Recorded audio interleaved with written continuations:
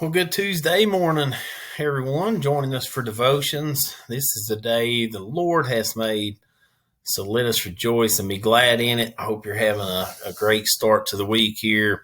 We'll get on Tuesday morning's devotion. I hope you got to watch Brother Jason's sermon Sunday. I thought Jason done a wonderful job as always, and Andrew's devotion for Monday. I took it, he changed the nothing. And if you call it in Jason's message, he started to use a little bit of the country word for Nuttin. Andrew changed it a little bit. I went a little bit further and put this on the screen here. If you ain't got Jesus, then you ain't got nothing, buddy. I thought that was pretty good. I went and found that for our devotion here. So Jason's message of nothing wrong with Jesus, and used the scripture in John 1 and talked about full of grace and truth. Andrew touched on that Monday for his devotion. I want to talk about the scripture that stuck with me, that I thought was really good. And when Jason got over and he started talking about grace saves and truth frees, and the grace saves part is what I really thought kind of stuck with me. And we sing the song. How many times do you sing the song Amazing Grace, and you really think about those words, and you really think about how God's grace really impacted your life, and if you look and see just who you were and what you were, maybe for some of you it wasn't probably for sure wasn't as bad as what I was, but there was a separation for all of us. If we've been saved at one time, there was a separation of all of us between us and God. And there's not anything that could get us there other than God's grace. There's nothing that can bridge that gap other than grace and faith.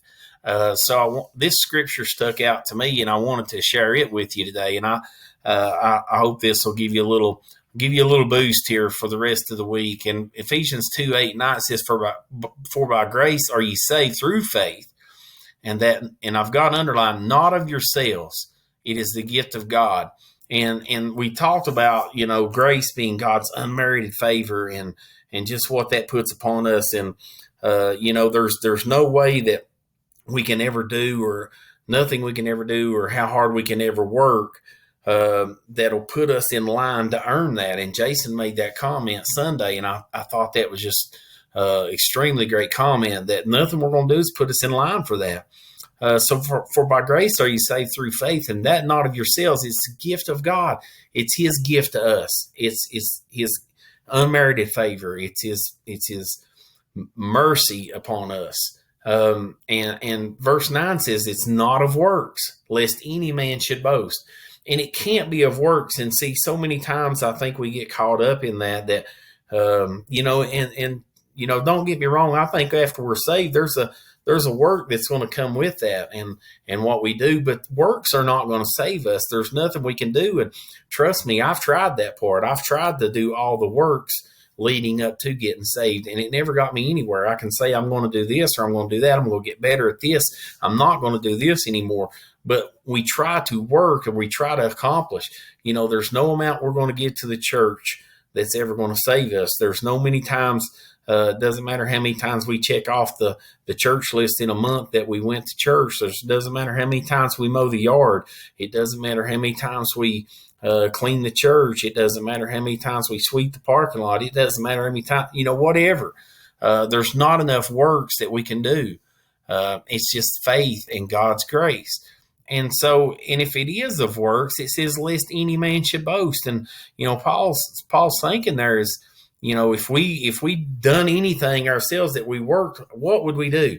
It's just the same thing we do in the rest of life. Anytime we accomplish something, yeah, look what I done, and we start telling everyone about it. So, it's not of works, and there's nothing, that way we can't boast about it. We have to boast, but we have to boast on God. So, I've heard people say before that there's the certain steps, and you have to do this and you have to do that. I want to give you a perfect example. Have you ever thought about the thief on the cross? Great example here. Luke 23 verse 39 through about 43 here. It says, one of the malefactors which were hanged railed on him, saying, if thou be Christ, save thyself and us. But the other answering rebuked him, saying, dost thou not fear God, seeing thou art in the same condemnation? And we indeed justly, for we receive the due reward of our deeds, but this man hath done nothing amiss. So the two thieves that are on the cross, and one on each side of Jesus, and one's on one side, and he's saying, if you be Christ, save yourself and get us out of this. If you are who you say you are, do this. And then the other one on the other side, see, he thought a little bit different, and he understood who God was, and he had some faith. And God, you'll see here, he shows him his grace. It wasn't of works. It wasn't anything. This man is at the end of his life, and he's hanging on a cross, talking about the thief. There's nothing he can do. There's no amount he can pay. There's no amount he can work. He is at the mercy of God, and he sees God's grace. And this is what he looks at Christ, and he said unto Jesus, Lord, remember me when thou comest in thy kingdom. And look at Christ's answer. Wow, here's you some grace. And Jesus said unto him, verily I say unto thee, today shalt thou be with me in paradise. There was nothing he could do. He couldn't go to church. He couldn't pay his tithes. He couldn't sweep the church parking lot. He couldn't mow the yard. He couldn't, all these other things that he could try to work for. There was nothing he could do. It was God's amazing grace.